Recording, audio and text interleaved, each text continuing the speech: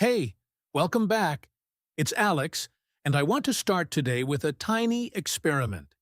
I'm going to say two sentences, and I want you to listen carefully, just for a second, before I explain anything. Here they are. The meeting starts at 9 tomorrow. And now this one. I think the meeting is going to be boring. Did you notice something different between those two sentences? One of them is just information, plain and simple, something you could check and prove. The other one is a feeling, a guess, something that lives inside someone's head. And here's the strange part. In real conversations, people almost never say, "This is a fact," or "This is my opinion." Nobody talks like that. Instead, they use small words, tiny signals, little verbal flags that tell you, without ever saying it directly, whether what's coming next is something solid and provable or something soft and personal. And if you don't catch those signals, you can completely misunderstand a conversation. You might think someone is stating a fact when they're actually just guessing. Or you might think someone is sharing an opinion when they're actually giving you real, useful information. So today, we're going deep into this. We're going to follow a story, a normal day in the life of some people I want you to meet, and through their conversations, you're going to train your ear to catch these signals automatically, the way a native listener does without even thinking about it. Before we jump in, let me just say this simply, because I know some of you are still building your English step by step, word by word, and that's completely fine. A fact is something that can be checked and is true or false in the real world. The sky being blue during the day, that's a fact. Water boiling at a certain temperature, that's a fact. An opinion is a personal judgment, a feeling, a belief that can't be proven the same way. Thinking a song is beautiful, believing a certain food tastes better than another, feeling like a movie was too long, those are opinions. Both are useful. Both are normal parts of conversation. But mixing them up or not noticing which one you're hearing, that's where confusion starts. So keep that simple difference in your mind as we go through today's story. And don't worry, I'll keep reminding you along the way. Let me introduce you to Marco.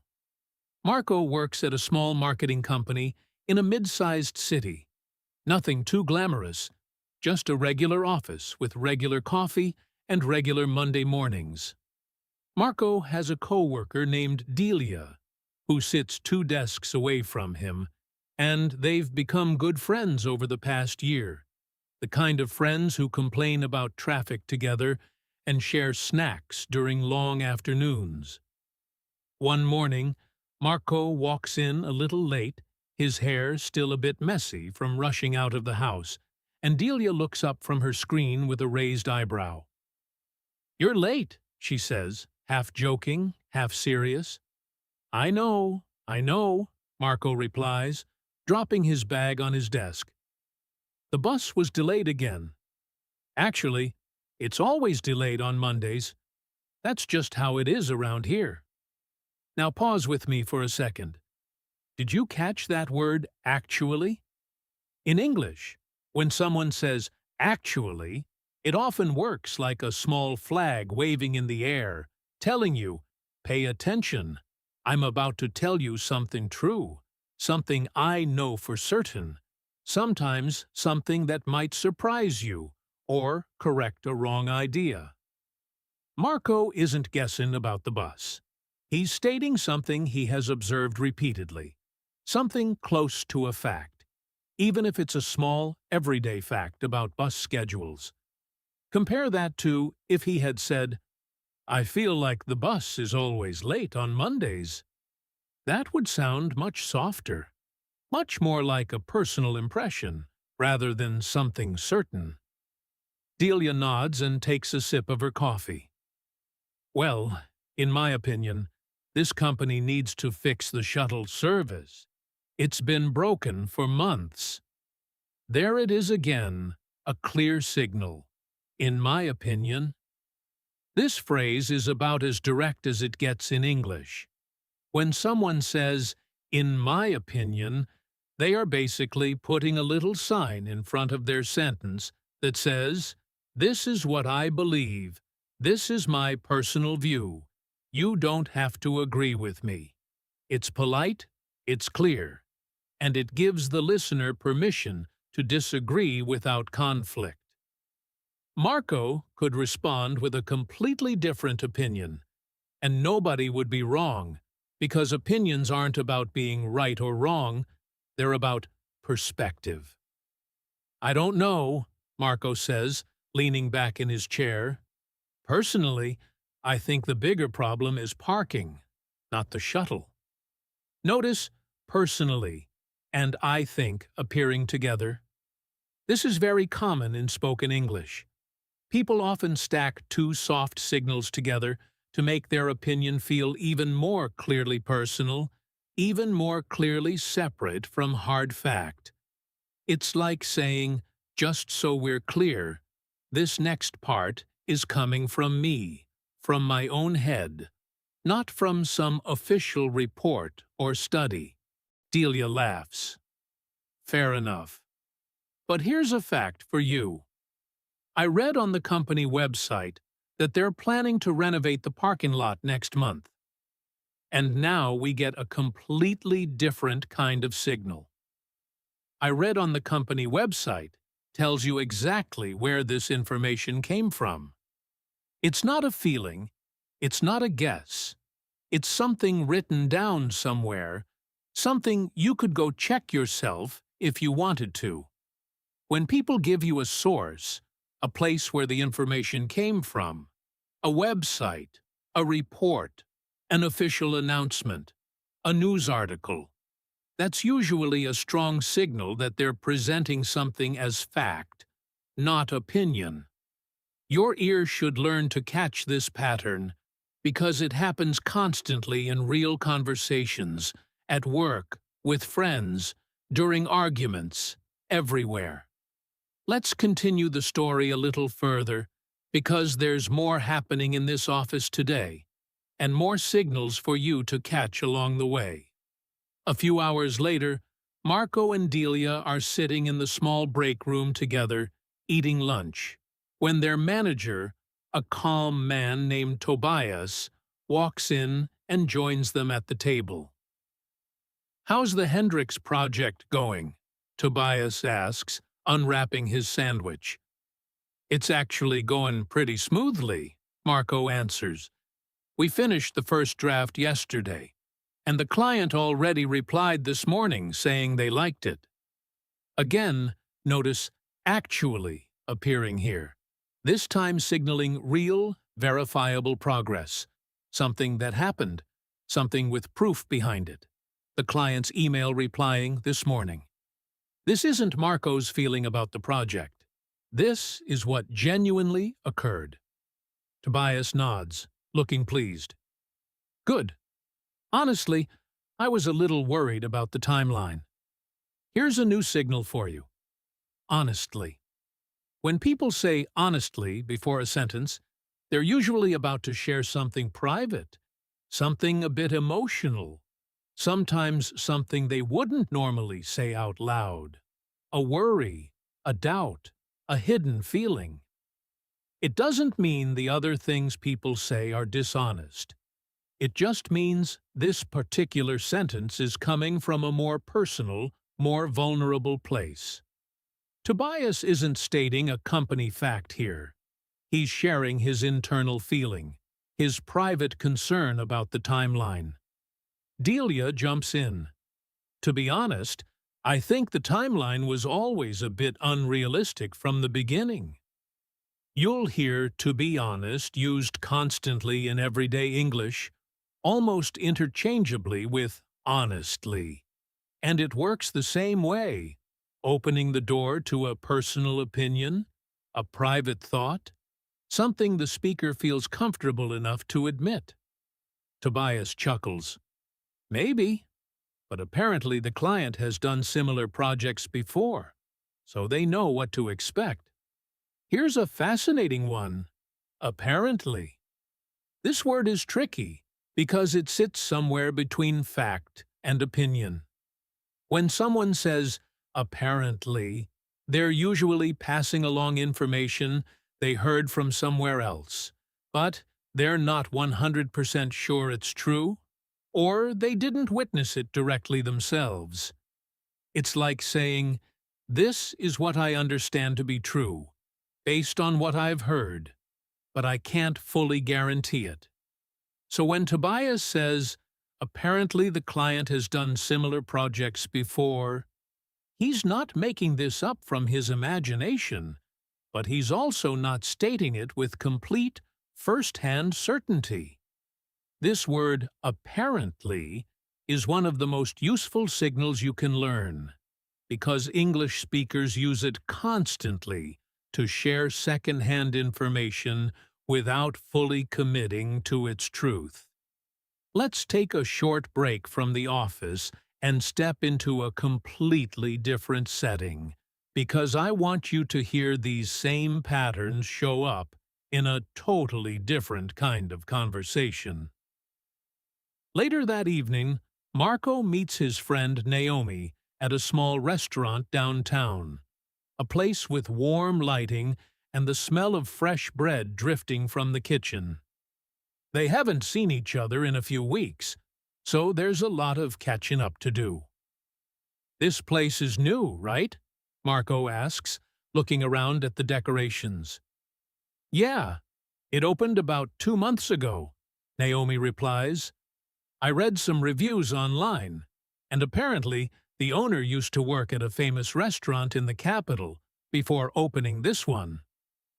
Again, apparently, carrying second-hand information, something Naomi picked up from reviews, not something she witnessed with her own eyes. Well, in my experience, new restaurants always struggle in the first year, Marco says, picking up the menu. In my experience is another beautiful signal phrase, very common in English. It tells the listener, what I'm about to say comes from things I've personally lived through. Situations I've seen repeat themselves in my own life. It's slightly different from, in my opinion, because it suggests a pattern based on real experience, even though it's still fundamentally a personal viewpoint, not a scientific fact. Naomi shakes her head. I don't know. I feel like this place is different somehow. The food already has such good energy. I feel like might be one of the softest, gentlest opinion signals in English. It doesn't claim certainty at all. It floats a feeling out into the conversation almost shyly, giving lots of room for the other person to disagree without any tension. You'll hear this phrase constantly among younger English speakers especially, in casual conversations, on social media, in everyday chatting between friends. The waiter arrives, and after they order, Naomi leans forward and lowers her voice slightly. So, did you hear about what happened at your building last week? Marco frowns. No, what happened? Apparently, there was some kind of water leak on the 3rd floor. I heard it flooded 2 apartments. There's that word again, apparently, alongside another common phrase. I heard. Both of these signal second-hand information, things passed along through other people, not directly witnessed.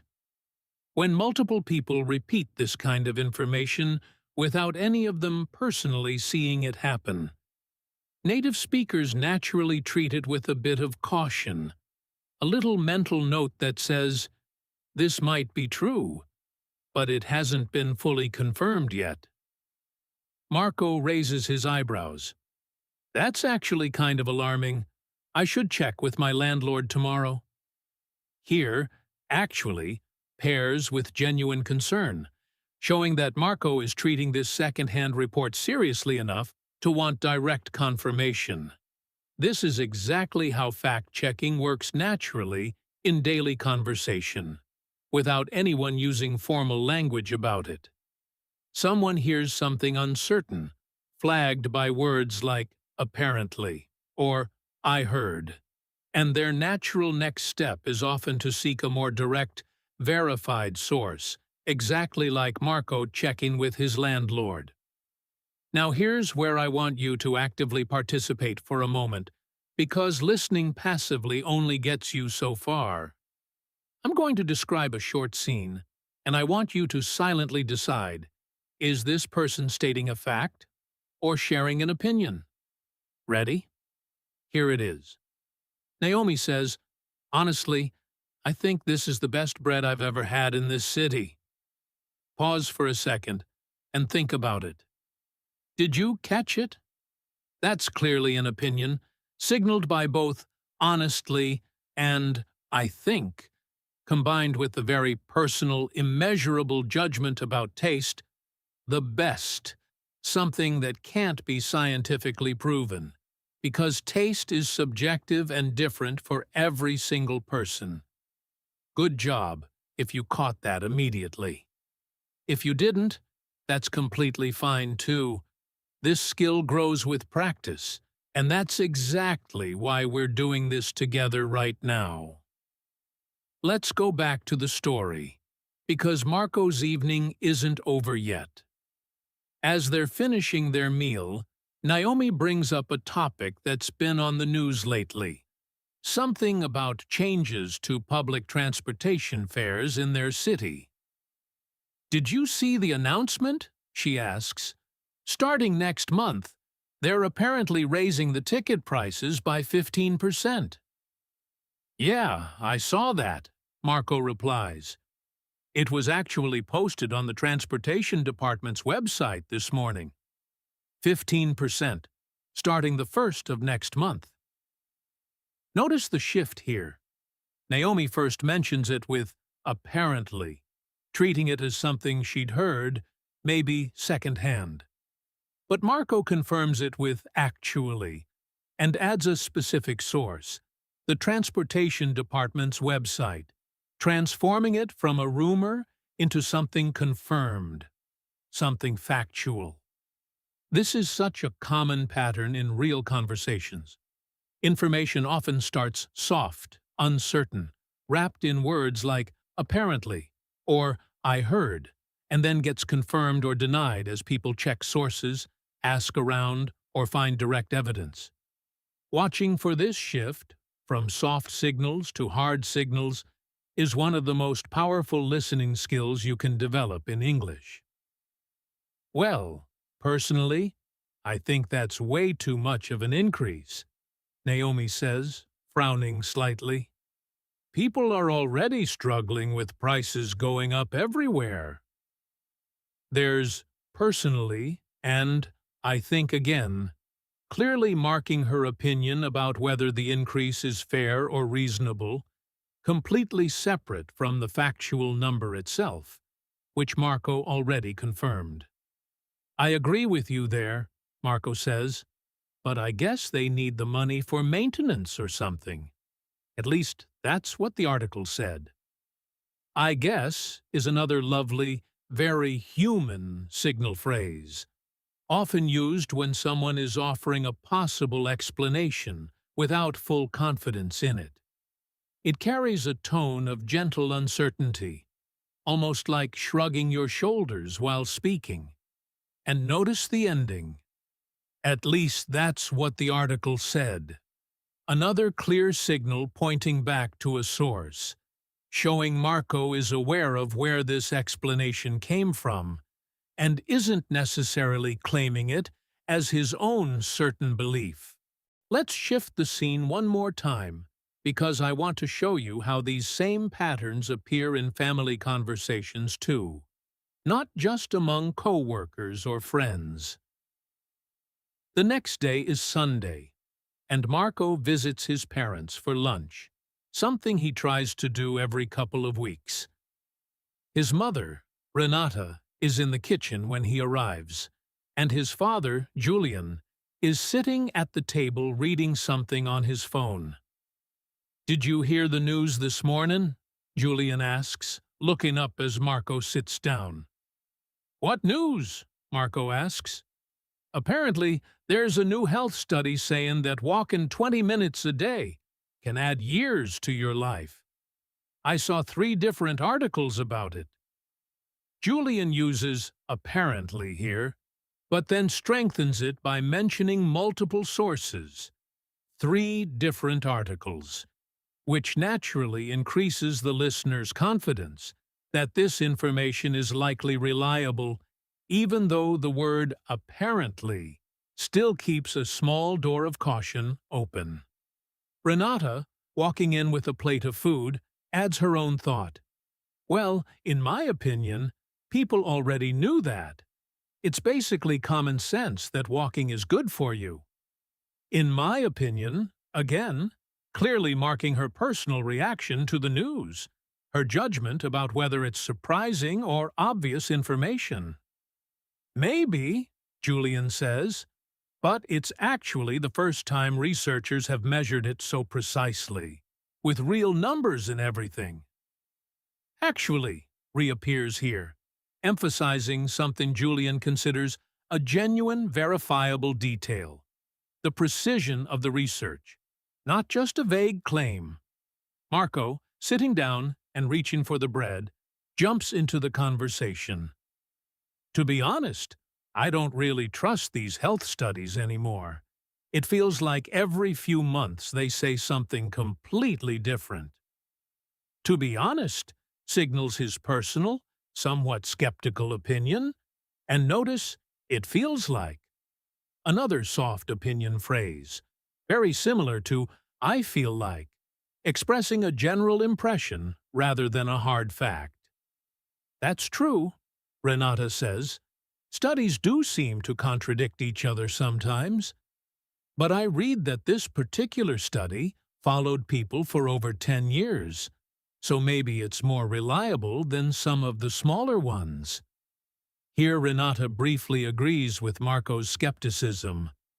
"That's true," acknowledging his opinion as reasonable, but then pivots back toward factual signaling with "I read," referencing where her information comes from, and describing a specific detail, "followed people for over 10 years, which sounds like something you could actually verify by looking up the study itself.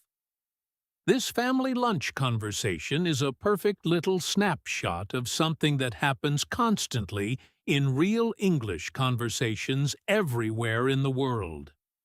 People blend facts and opinions together so naturally, so smoothly, that if you're not specifically listening for these signal words, you can completely lose track of what's actually being claimed as true versus what's simply someone's personal feeling or judgment. But once you start noticing these patterns, actually, apparently, in my opinion, honestly, I feel like, I heard, I read, personally, to be honest, I guess, in my experience, it feels like, that's true. It becomes almost like a game. A fun little puzzle you solve automatically while listening without even slowing down the conversation. Let's pause again for another quick practice moment. I'll describe a short exchange, and you decide, fact or opinion. Julian says, "The article was published last week in a major science journal." Think about it for a second. That's a fact, a specific, checkable detail about when and where something was published. Now here's another one. Renata says, "I think health studies get too much attention in the news."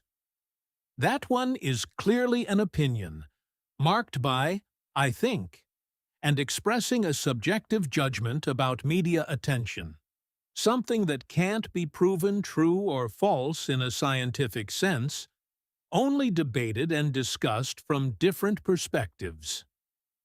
Now let's return to Marco's story and follow him through the rest of his day, because there's a slightly more complicated situation coming up that will really test your new listening skills.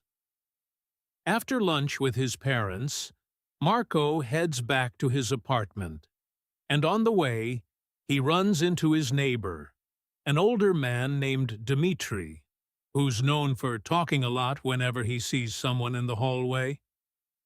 "Marco, just the person I wanted to see," Dmitri says, clearly in the mood for a conversation. "Did you hear about the building meeting next week?" "No, what meeting?" Marco asks, trying to hide his slight reluctance to get pulled into a long hallway chat. "Apparently, the building management wants to raise everyone's monthly fees. I heard it's going to be at least 10% more."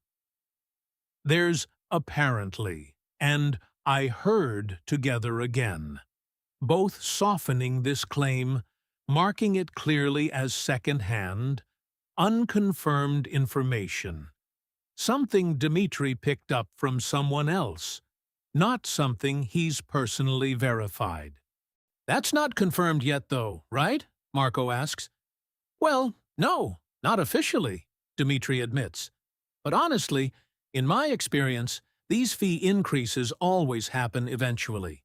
It's just a matter of time." Notice how Dmitri stacks three signals together here. Honestly, in my experience, and the overall tone of prediction rather than fact. This whole sentence is really just Dmitri's personal belief about patterns he has noticed over the years, dressed up to sound more confident than it actually is. This is such an important skill to develop, noticing when someone uses confident-sounding language, but the actual content is still fundamentally an opinion or a prediction, not a guaranteed fact. "I guess we'll find out at the meeting," Marco says, trying to end the conversation politely. "Actually, I think you're right," Dmitri replies. "The notice said the meeting is this Thursday at 7 in the evening. Here, notice the shift again from opinion-ish language into something concrete," the notice said, clearly pointing to a written, official source, and then a specific date and time. Something fully checkable, no longer just a rumor or a guess. Marco eventually makes his way back into his apartment, a little tired from all the conversations of the day, and he calls his sister, Ileana, who lives in another city, just to check in before the weekend ends. "How was your day?" Ileana asks over the phone. "Busy," Marco laughs. "I saw Naomi last night, had lunch with Mom and Dad, and just got cornered by Dmitri in the hallway for 20 minutes. "Oh no," Ileana laughs. "What did he want to talk about this time?" "Apparently, the building fees are going up, and apparently there's some new health study about walking, and apparently the ticket prices for the metro are increasing too." It was a whole day of apparently. This little joke Marco makes is actually a wonderful teaching moment for us because it shows how aware fluent English speakers become of these patterns, sometimes even joking about how often a specific signal word appears in a single day. If you start noticing apparently this much in your own listening practice, you're already developing real, natural awareness of how English speakers separate confirmed information from things they've merely heard about. Ileana chuckles. "Well, personally, I think you handle all these conversations really patiently. I would have lost my mind with Dmitri after 5 minutes." "Personally," and "I think" again, framing her compliment as a personal opinion, something she believes based on her own perspective of Marco's personality, not an objective, measurable fact about patience. "Honestly, some days are harder than others," Marco admits, "but today Wasn't too bad. Let's slow down here for one more practice round, because I want to make sure this is really sinking into your ear before we move forward. I'll give you 3 short lines, one after another, and you silently label each one, fact or opinion, right in your head as you listen. Here's the first one. The metro fare increase starts on the 1st of next month. That's a fact, specific, checkable, tied to an official announcement. Here's the second one. I think the fare increase is unfair to regular commuters. That's an opinion, clearly marked by I think, and expressing a subjective judgment about fairness. And here's the third one. Apparently, some people are planning to complain about it at the city council meeting. That one sits in the middle, second-hand information, marked by apparently, possibly true, possibly exaggerated, not something either speaker has personally witnessed yet. Now, I want to take a moment to talk directly to you because I know some of you are listening to this while cooking dinner, or walking somewhere, or lying in bed before sleep, and that's completely fine. That's actually how language learning should feel sometimes. Natural, relaxed, woven into your regular life, rather than forced into a strict classroom moment. But I do want to encourage you to try something small this week. The next time you're listening to a podcast, watching a show, or even just talking with a friend, try to catch just one signal word, just one apparently, or honestly, or I feel like, or in my opinion, and notice what kind of information follows it. Is it something the speaker seems confident and certain about? Or something soft, personal, and open to disagreement? This tiny habit, repeated over weeks and months, quietly transforms your listening comprehension in ways that grammar exercises alone simply cannot do. Let's continue Marco's story a little further, because there's one more scene I want to walk you through. Something that happens later in the week, back at the office, involving a slightly more tense conversation. The kind where separating fact from opinion really, truly matters. On Wednesday, Marco's team has a meeting about the Hendrix project, the same one Tobias asked about earlier in the week. During the meeting, a coworker named Priya raises a concern. I think we're behind schedule, Priya says, looking at her notes. The client wanted the second draft by Friday, and we haven't even started it yet. Actually, we did start it, Marco corrects gently. I sent the outline to the design team yesterday afternoon. You might not have seen the email yet. Notice how Marco uses actually here to politely correct Priya's opinion with a specific fact, something checkable, an email sent at a specific time. This is such a common, useful way that actually functions in English. Not to argue rudely, but to gently insert verified information into a conversation that might otherwise drift into unnecessary worry based on incomplete information. Oh, okay, that's good to hear, Priya says, relaxing a little. Honestly, I was starting to panic a bit. Honestly, again, revealing her genuine internal feeling, her private anxiety about the deadline, something she's comfortable admitting now that the fact has calmed her worry. Tobias, sitting at the head of the table, adds his own comment. Well, in my experience, clients like this one are usually flexible about the exact date, as long as they see steady progress. In my experience, signals his broader pattern of observation from past projects, a kind of educated opinion based on real history, though still fundamentally his personal judgment about this particular client's likely behavior. not a guaranteed fact about what will happen this time. I hope you're right, Priya says. I guess we'll see how they respond once we send the outline over. I guess, again, that gentle, humble uncertainty marker, showing she's not fully confident, just hopeful, waiting to see what actually happens. After the meeting, Marco and Priya walk back to their desks together, and Priya says something that I think perfectly captures the whole spirit of today's lesson. You know, it's funny, in meetings like this, half of what people say is stuff they're sure about, and half is just stuff they're hoping or guessing. It would help so much if everyone was clearer about which was which. Marco laughs. Maybe we should start putting little labels on our sentences. Fact, opinion, fact, opinion. They both laugh, but honestly, there's something genuinely true buried inside that joke.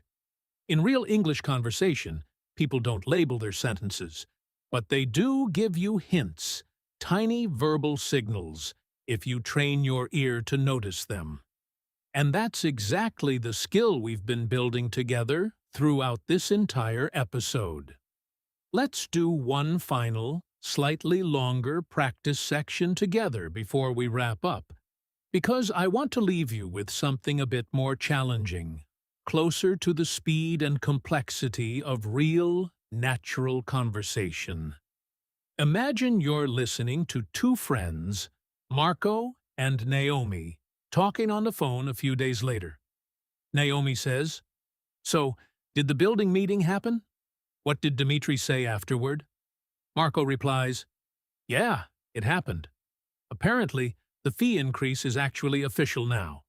It's going to be 8%, not 10%, like Dmitri originally said." Notice something interesting happening in this single sentence. "Apparently" appears at the start, suggesting Marco is still passing along something he heard, but then "actually" strengthens it, suggesting some level of confirmation, and then a specific number, 8%, replacing an earlier, less accurate number, 10%, that Dmitri had mentioned before. This kind of layered signaling happens constantly in real speech. Information gets refined and corrected in real time, moving gradually from rumor toward confirmed fact. Well, personally, I think 8% isn't too bad, considering what Dmitri originally said, Naomi responds. In my experience, though, these things always end up higher than the first announcement, Marco says. I guess we'll just have to see what happens next year. Notice the layering of personally, I think, in my experience, and I guess, all appearing within just a few sentences of casual conversation. This is completely normal in fluent, natural English. Speakers move fluidly between fact and opinion, confirmation and prediction, without ever slowing down or explaining themselves. And now, after everything we've walked through together today, you have a much stronger set of tools to catch these signals as they fly by in real time. Let's zoom out for a moment and gather everything together, because I want you to leave this episode with a clear, simple picture in your mind, something you can actually use in your daily listening practice starting today. When someone wants to signal a fact, something checkable, something with real evidence behind it, they often use words like actually, in fact, the truth is, I read that, I saw that, it was announced that, according to, or they simply mention a specific source, a website, an article, an official notice. When someone wants to signal an opinion, something personal, something based on feeling rather than proof, they often use phrases like, I think, I feel like, in my opinion, personally, to be honest, honestly, if you ask me, or the way I see it. And then there's that fascinating middle zone, Words like apparently, I heard, I guess, supposedly, reportedly, words that pass along information without fully committing to its certainty, often because the speaker themselves isn't completely sure, or is simply repeating something secondhand. Learning to hear these small words isn't about memorizing a long list and reciting it like a robot. It's about training your ear, the same way a musician trains their ear to hear individual instruments inside a full orchestra. At first, everything sounds like one big blur of sound. But slowly, with practice, you start picking out the violin here, the drum there, the quiet flute hiding underneath everything else. Listening for fact and opinion signals works exactly the same way. At first, a fast conversation between two native speakers might feel like one continuous stream of words, but slowly, episode after episode, conversation after conversation, you'll start hearing these little flags popping up naturally. Apparently, honestly, I think, actually, and your understanding of what's really being said and how confident the speaker really is about it will grow clearer and clearer. I want to give you one more small challenge before we finish today. Something simple you can carry with you after this episode ends. Think about the last conversation you had with someone, maybe a friend, a family member, a coworker. Try to remember, even loosely, whether they used any of these signal words. Did they say, honestly? Did they say, I think? Did they say, apparently? You might be surprised how often these words appear once you start paying attention. And that surprise itself is a wonderful sign. It means your brain is beginning to notice patterns it used to completely ignore. Before I let you go today, I want to say something personal for a moment, something a little softer than grammar and vocabulary. Learning a language isn't just about passing tests or memorizing rules. It's about being able to sit across from someone, a friend, a stranger, a coworker, and truly understand what they mean, not just the words they use, but the confidence, the doubt, the honesty, the guessing hiding quietly underneath those words. Every single signal we talked about today, apparently, honestly, in my opinion, actually, these aren't just vocabulary items to memorize for a test.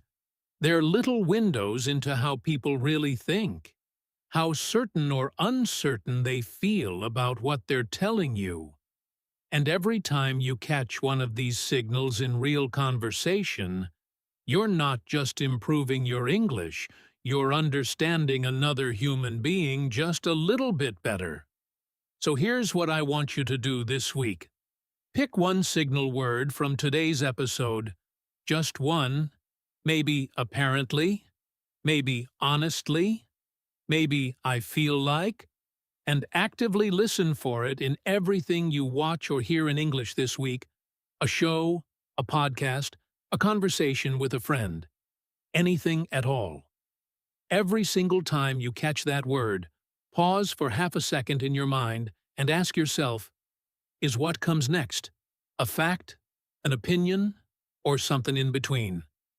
That tiny habit, repeated daily, will build real, lasting listening skill far faster than passively watching hours of content without any specific focus. Let me pull you back into Marco's world one more time, because there's a whole extra layer to this story that I think will really cement everything we've covered so far. On Thursday evening, the day of the building meeting Dmitri mentioned, Marco actually goes downstairs to attend it himself, mostly out of curiosity, and partly because he figures it's better to hear things directly rather than through the hallway rumor mill. The meeting is held in a small community room on the ground floor, with folding chairs arranged in uneven rows, and about 20 neighbors show up, including Dmitri, who waves enthusiastically from across the room. The building manager, a woman named Cassandra, stands at the front with a folder of papers and starts the meeting. "Thank you all for coming," she says. "I want to be direct with you tonight. The fee increase is official. It will be 8%, effective next month, and this has already been approved by the building board." Notice how Cassandra speaks here. There's no "apparently," no "I think," no soft hedging at all. She uses direct, confirmed language. It is official. It will be. This has already been approved, because she's speaking as the actual source of the information, not passing along a rumor. When someone is the direct source of information, standing right in front of you with official documents, they typically drop all the soft signal words we've been discussing, because there's no need to soften something they know for certain. A neighbor near the front raises his hand. "Is this because of the elevator repairs from last year?" "Partly," Cassandra answers. "The elevator repairs cost more than expected, and honestly, our reserve fund is lower than we'd like it to be right now." There's "honestly" again, this time coming from an official source, but still marking a personal, slightly vulnerable admission. The kind of thing Cassandra might not say if she were reading from a strict script, but chooses to share anyway because it feels more transparent and human. Dmitri, sitting near Marco, leans over and whispers, "See, I told you it would happen eventually." Marco whispers back, "Yeah, but you said 10%. It's actually 8. Dmitri shrugs. "Close enough. In my experience, I'm usually right about these things, even if the exact number is a little off." This little exchange between Marco and Dmitri is honestly such a perfect small example of how humans handle being partially right and partially wrong at the same time. Dmitri had predicted a fee increase, which turned out to be true, but his specific number was inaccurate. Notice how he doesn't argue with the actual fact, 8% instead of 10, but instead reframes the whole thing around his own opinion of his own judgment. In my experience, I'm usually right. This is a wonderfully human, slightly funny moment, and it shows you that facts and opinions often live very close together in the same short exchange, sometimes even inside the same breath. After the meeting ends, Marco walks back upstairs with Dmitri, and they run into another neighbor, a younger woman named Petra, who's just moving in with a stack of boxes. "How did the meeting go?" Petra asks, setting down a box to catch her breath. "Fees are going up 8% starting next month," Marco tells her. "It's official now." "Ugh, that's annoying," Petra says. "But I guess that's normal for buildings this old. I heard from the previous owner of my unit that the plumbing here needs a lot of work, too." There's "I heard" again. Second-hand information passed along from someone else, the previous owner. Someone Petra never met directly discussing plumbing details, only received through a chain of communication. This is a very natural way information travels through neighborhoods and communities, passed from person to person, sometimes accurately, sometimes with small details changing along the way, like a very slow, very casual game of telephone. "Honestly, the plumbing has been fine for me," Marco says, "but I guess it depends on which floor you're on." Notice how Marco gently pushes back against Petra's second-hand information with his own honest personal experience, without directly contradicting her, because he acknowledges that building conditions might vary depending on location, floor, or unit. This kind of soft, respectful disagreement happens constantly in real English conversations. And paying attention to phrases like, "I guess it depends," can help you recognize when someone is politely allowing for multiple possible truths rather than insisting on just one. Later that night, back in his apartment, Marco texts his sister Ileana to update her on everything. Let's actually look closely at a short text conversation, because written messages carry these same signals too, just in a slightly more compressed, casual form. Marco writes, "Fee increase confirmed, 8% starting next month." Marco writes, "Fee increase confirmed, 8% starting next month." Ileana replies, "Ugh, was Dmitri right about it happening?" Marco writes back, "Yeah, but he said 10% originally, LOL. Turns out it's actually 8. Ileana responds, "Honestly, not surprised. These buildings always find a reason eventually." Even in short text messages, you can hear these same patterns. Confirmed and actually mark solid, checked information. Honestly marks Ileana's personal, slightly resigned opinion about buildings in general. If you start paying attention to texts, comments, and casual messages in English, not just spoken conversation, you'll notice these exact same signal words appearing again and again, because written casual English and spoken casual English share so much of the same natural rhythm and vocabulary. Let's slow down for another practice round together, because I want to give you a slightly trickier set of examples this time, closer to how quickly real conversations actually move. Listen carefully to this short exchange and try to sort out, in your head, which parts are facts, which parts are opinions, and which parts fall into that uncertain middle zone. Cassandra says, "The board approved the increase on Tuesday." Fact, clear and specific, tied to an actual date and an actual decision made by a real group of people. Dmitri says, 10% sounds about right to me. Opinion, or really more of a guess dressed up as confidence. Notice there's no clear signal word here at all, which is actually an important lesson too. Sometimes people state guesses as if they were facts, without any softening language whatsoever, and that's exactly why context and later confirmation matter so much. Petra says, "I heard the plumbing needs work from the previous owner." Middle zone, second hand, unconfirmed, clearly marked by "I heard."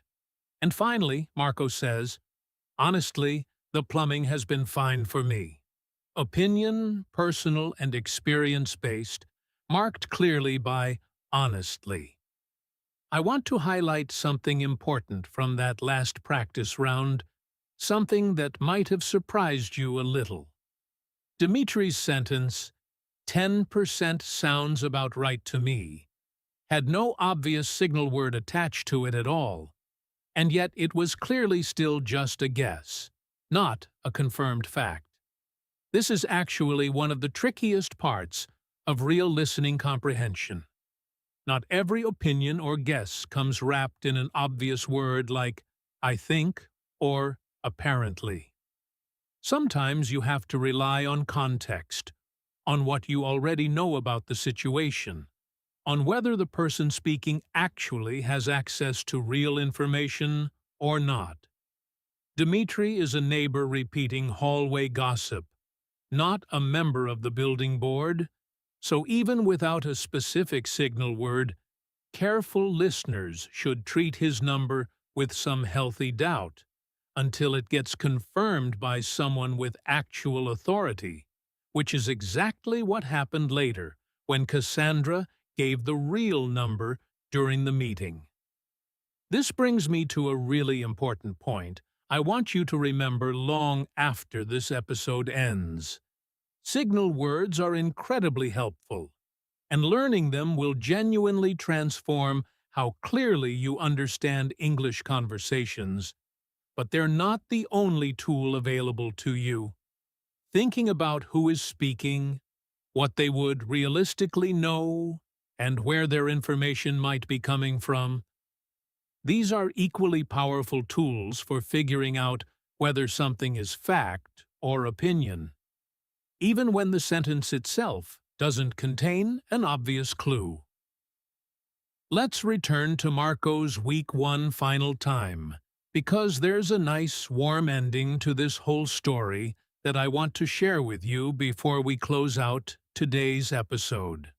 On Friday afternoon, Marco's team successfully sends the second draft of the Hendrix project to the client, right on schedule, exactly as Marco had promised earlier in the week. That evening, Priya stops by his desk before heading home. "We actually made the deadline," she says, smiling with visible relief.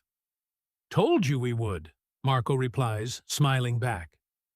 "Honestly, I was still a little worried until the client replied," Priya admits, "but they said they loved it. Actually, they used the word amazing." Notice how Priya uses honestly to reveal her lingering personal worry, even after Marco had reassured her earlier in the week, and then uses actually to introduce a specific, almost surprising detail, the exact word the client used, which strengthens the factual weight of her statement, because she's not just saying the client was happy, she's quoting something specific they actually said.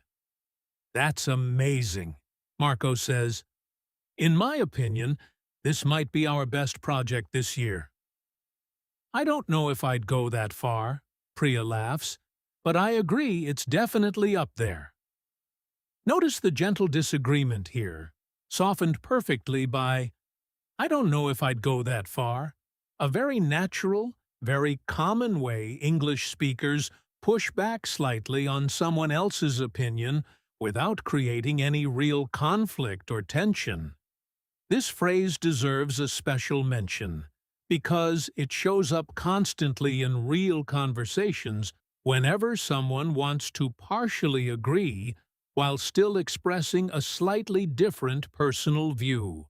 Marco heads home that evening feeling genuinely good about the week, and as he's walking, he passes Dmitri once more in the lobby. "Big project finished?" Dmitri asks. "Yeah, actually, we just sent it off today," Marco says. "Client loved it." "Well, in my opinion, you've always been good at your job," Dmitri says warmly. "I've said that since you moved in." Marco laughs. "Thanks, Dmitri. That actually means a lot." And there, in this small, warm moment between neighbors, we get one final beautiful example of, in my opinion, being used not to argue or debate, but simply to offer genuine, kind encouragement, reminding us that opinions in English aren't only used for disagreements or uncertain guesses. Sometimes, opinions are simply warm, personal ways of expressing appreciation and connection between people, something a little softer and more human than plain fact ever could be. Saturday morning arrives, calm and unhurried, and Marco decides to visit the small farmer's market a few streets from his apartment, something he does most weekends when the weather is nice. The market is full of noise and color, vendors calling out prices, the smell of fresh herbs drifting between the stalls, and Marco runs into an old university friend, Soraya, standing near a stand selling vegetables. "Marco, I haven't seen you in ages," Soraya says, giving him a quick hug. "I know. It's been way too long," Marco replies. "How have you been?" "Good. Really good, actually," Soraya says. "I've been trying to eat healthier lately. I only buy organic vegetables now." "Does it actually make much of a difference?" Marco asks, picking up a tomato from the stand. "Well, honestly, I think it does," Soraya says. I feel like I have more energy since I switched. But I'm not sure if that's actually because of the food, or just because I've been sleeping better too. Notice how carefully Soraya separates her feeling from her certainty here. She says, I think, and I feel like, clearly marking her belief as personal and subjective. And then she goes even further, honestly admitting she's not fully sure whether the improvement is really caused by the organic food itself or by something else entirely. Better sleep. This kind of honest uncertainty is actually a beautiful example of mature, thoughtful speaking. Someone who genuinely wants to share their experience without pretending it's more scientifically proven than it really is.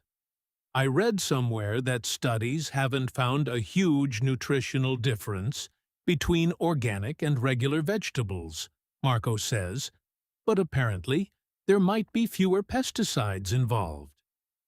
Notice the layering again. I read somewhere, pointing to a vague general source, not a specific one, followed by studies haven't found, referencing research in a general sense, and then, apparently, softening the pesticide claim slightly, showing Marco himself isn't fully certain about that particular detail either. Yeah, that sounds about right, Soraya agrees. In my opinion, even if the nutrition is basically the same, I still feel better knowing there might be fewer chemicals involved. It's worth it to me personally, even if the science isn't totally clear yet. This is such a wonderful, honest sentence because Soraya openly acknowledges the uncertain scientific fact, while still clearly stating her personal opinion and her personal choice, built on her own values rather than on absolute proof. This is exactly how real, thoughtful people talk in daily life, blending honest uncertainty about facts with clear, confident opinions about their own personal choices. They continue walking through the market together, and Soraya points to a stand selling honey. This vendor apparently sources all his honey from a single small farm about an hour outside the city. At least, that's what the sign says. That's actually really cool if it's true, Marco says. Local honey is supposed to help with seasonal allergies too, or so I've heard. I don't know if that's actually proven, Soraya says, but I've heard a lot of people say it works for them personally. Notice how neither Marco nor Soraya claims certainty about the allergy benefits of local honey. Both of them use careful hedging language, supposed to, or so I've heard. I don't know if that's actually proven, a lot of people say, showing genuine awareness that this particular claim sits firmly in that uncertain middle zone we've talked about throughout today's episode. Popular belief, widely repeated, but not something either of them can confidently confirm as scientific fact. As they reach the end of the market, Soraya mentions something else. Oh, by the way, did you hear they're building a new park 2 blocks from here? I saw construction signs going up last week. Really? That's actually great news, Marco says. This area could really use more green space. I saw construction signs is a lovely little factual signal, something Soraya directly witnessed with her own eyes, not something she merely heard about secondhand. And Marco's response, that's actually great news, followed immediately by, in my opinion style reasoning about needing more green space, shows once again how naturally facts and opinions weave together within a single, easy flowing conversation between two friends who trust each other completely. Before they say goodbye, Soraya laughs and says, honestly, Talking to you always makes me think more carefully about what I actually know versus what I'm just repeating from somewhere else. Marco laughs too. Same here. Maybe we should both be a little more careful about saying apparently so much. This is a light, funny moment, but it captures something genuinely valuable about today's whole lesson.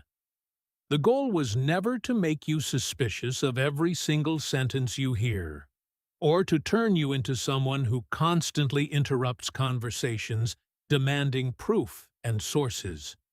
The goal is simply awareness, gentle, quiet awareness, so that when someone says, apparently, your brain quietly registers, okay, this might not be fully confirmed yet, and when someone says, in my opinion, your brain quietly registers, okay, this is their personal view, and I'm free to agree or disagree without any tension at all. Let's practice one more short round together before we move toward the final part of today's episode, because these market conversations gave us some really useful new material. Soraya says, I only buy organic vegetables now. Fact, a simple, checkable statement about her actual current habit. Soraya says, I feel like I have more energy since I switched. Opinion, personal, subjective, based on her own feeling rather than measurable proof. Marco says, studies haven't found a huge nutritional difference between organic and regular vegetables.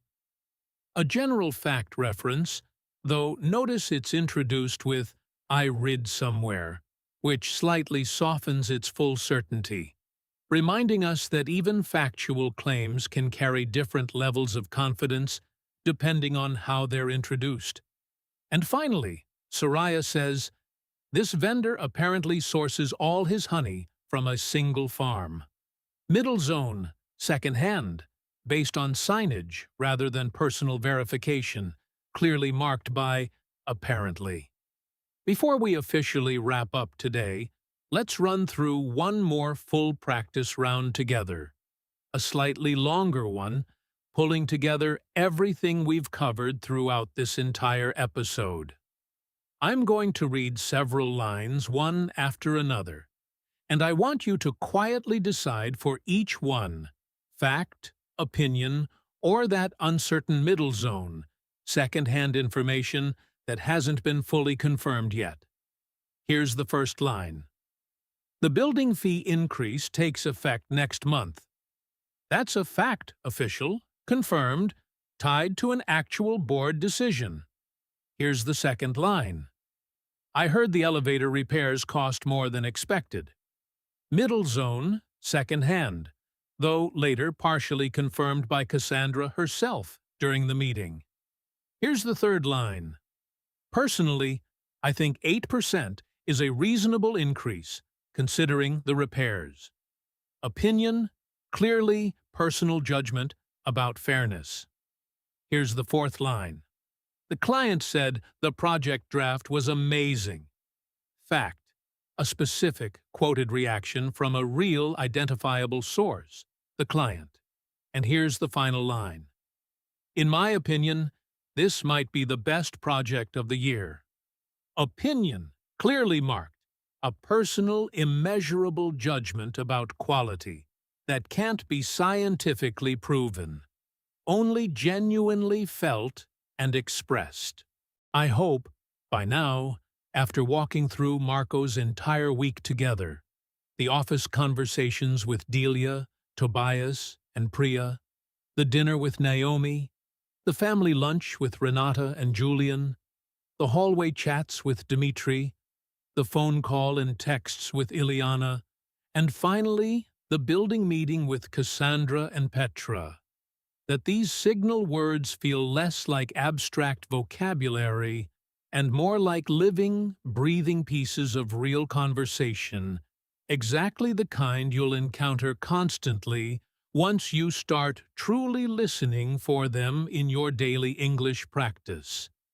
I also want to spend a few extra minutes talking directly about why this particular skill matters so much, for B1 level learners specifically, because I think it's easy to underestimate how much this one small ability changes your overall confidence in English.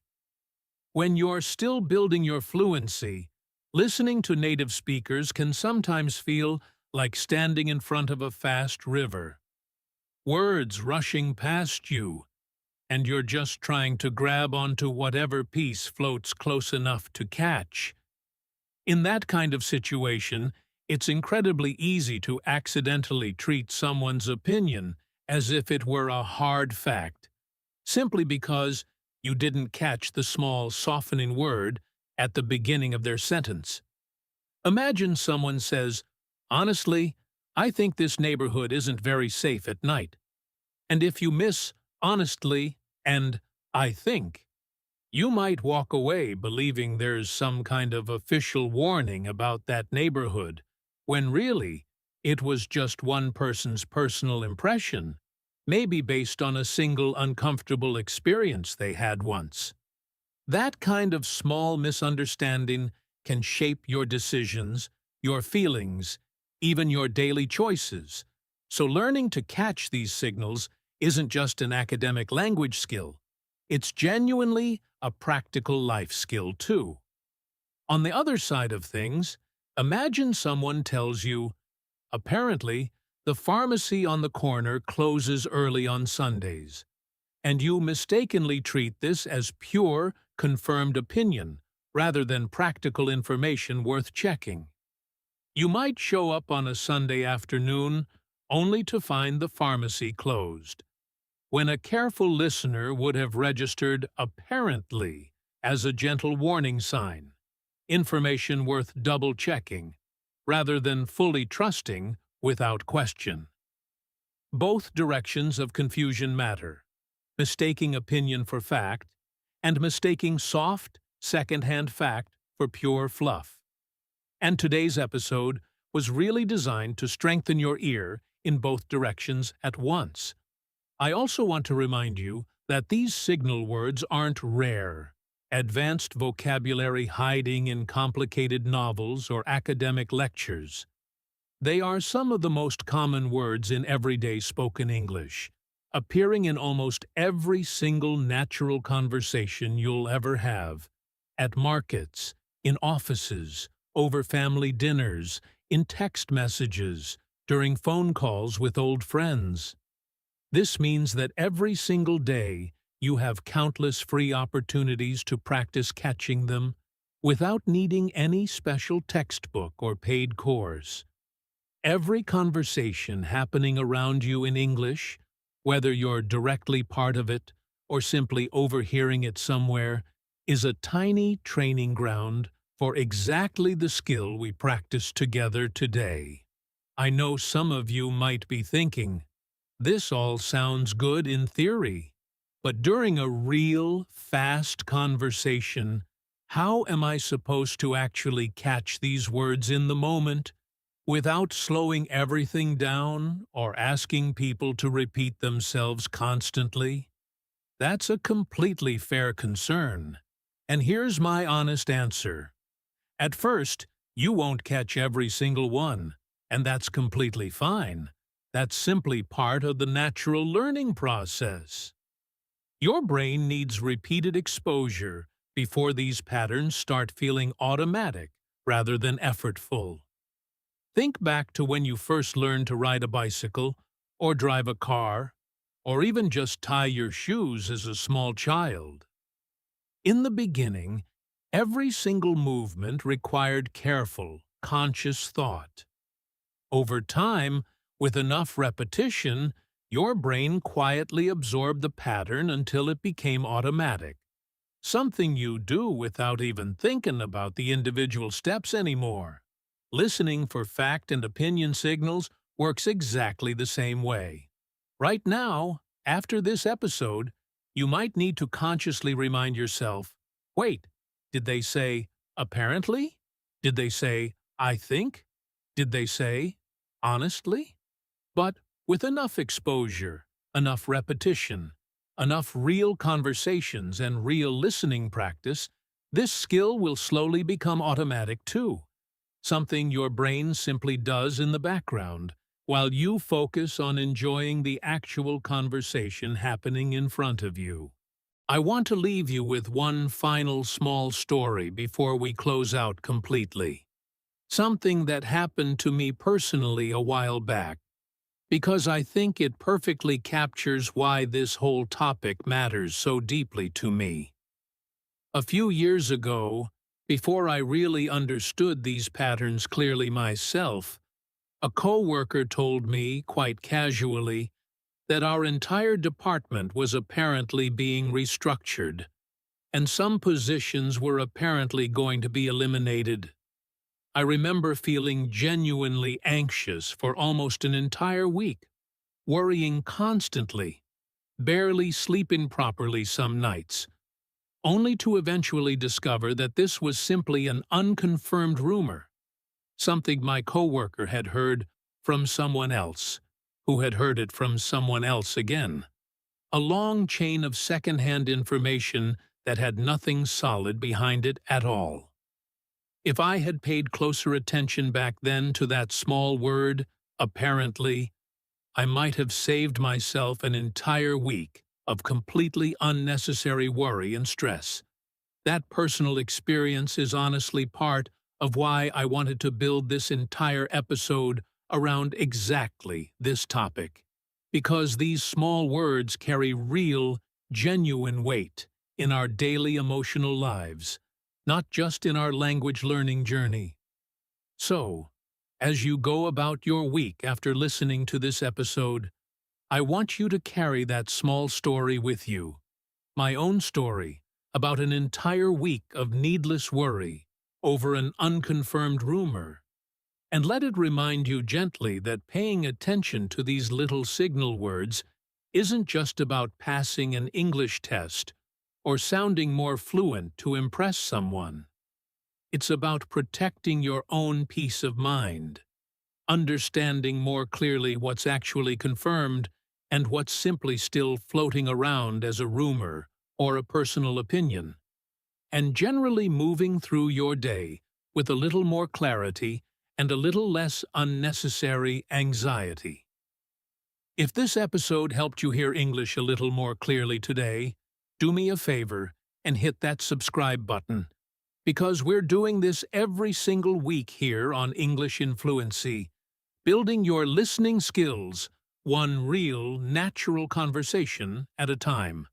And if you enjoyed following Marco's very busy week, with Delia at the office, Naomi at dinner, his parents Renata and Julian over Sunday lunch, his neighbor Dmitri in the hallway, and his sister Ileana on the phone, leave a comment and tell me which conversation felt the most familiar to your own life.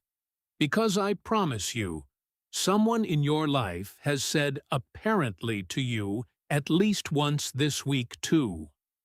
Give this video a like if it helped, share it with a friend who's also learning English, and I'll see you in the next episode, where we're going to keep building your ear for real, natural, everyday English.